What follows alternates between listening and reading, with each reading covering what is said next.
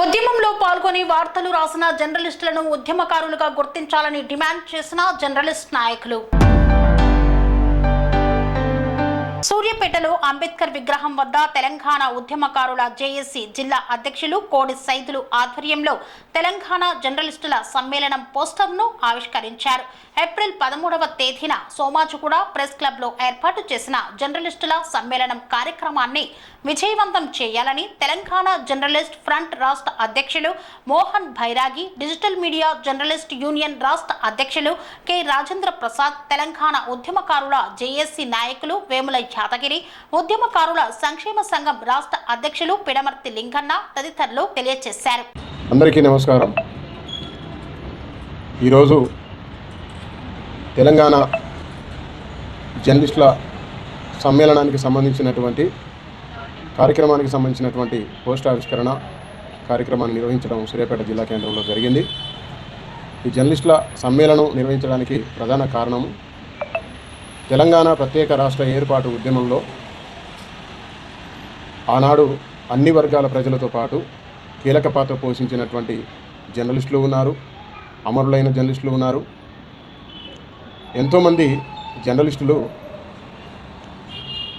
ఆ ఉద్యమానికి వారి యొక్క వార్తలు అందించడం కానీ, అదేవిధంగా మరి ప్రింట్ మీడియా ద్వారా కానీ, ఎలక్ట్రానిక్ మీడియా ద్వారా కానీ సమాచారాన్ని అందించి కేంద్ర ప్రభుత్వానికి గల్లీ ఉద్యమాన్ని ఢిల్లీ దాకా తీసుకుపోయినటువంటి ప్రధాన పాత్రలో జర్నలిస్టులది కీలకమైనటువంటి పాత్ర అన్న సంగతి మరి ఈనాటి ప్రభుత్వాలు గుర్తుపెట్టుకోవాలి.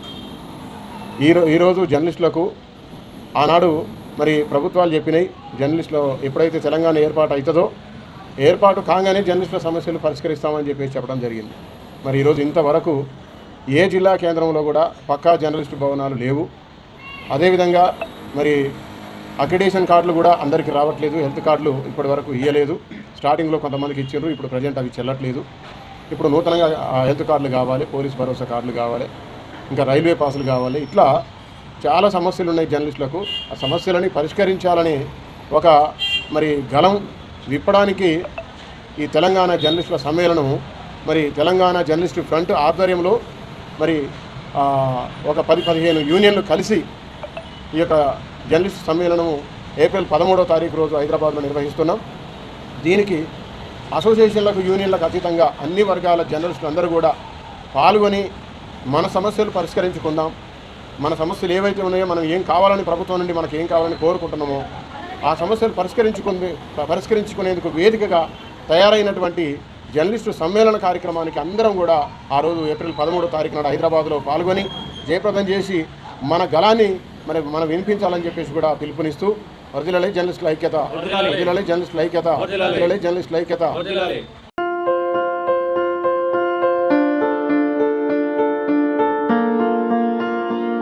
సంస్కృతి, సంప్రదాయం, ప్రేమ, ఆప్యాయత, రాజసం ఉట్టిపడే వేడుకలకు అనువైన ప్రదేశం ఎంఎల్ఎన్ కన్వెన్షన్ హాల్. కని విని ఎరుగని రీతిలో జరిగే మీ ఇంటి కళ్యాణ వైభోగానికి అందమైన కళ్యాణ వేదిక MLN convention hall. MLN convention hall ప్రత్యేకతలు: సువిశాలమైన wedding halls, centralise AC banquet hall మరియు విశాలమైన డైనింగ్ హాల్, వధువరుల కోసం ప్రత్యేక ఏసీ మరియు నాన్ ఏసీ గదులు, నక్షత్రాల వెలుగులో పచ్చని పచ్చికపై పార్టీల కోసం అనువైన గార్డెన్. ఎంఎల్ఎన్ కన్వెన్షన్ లో సీసీటీవీ పర్యవేక్షణతో పూర్తి భద్రత, 2000 వాహనాలు పార్కు చేసేందుకు సువిశాల పార్కింగ్ సౌకర్యం. మీ ఇంట జరిగే అన్ని శుభకార్యాలకు, పెళ్లి, reception, engagement, birthdays, get together, corporate events, ఏ ఇతర శుభకార్యాలకైనా అందమైన వేదిక ఎంఎల్ఎన్ కన్వెన్షన్ హాల్. బుకింగ్ కోసం సంప్రదించండి 7550438888 మరియు 7550428888. మా అడ్రస్ చీర్యాల లక్ష్మీ నరసింహస్వామి దేవాలయం ప్రక్కన, near outer ring road, Keesara junction, Cheeryal గ్రామం, మేడ్చల్ జిల్లా.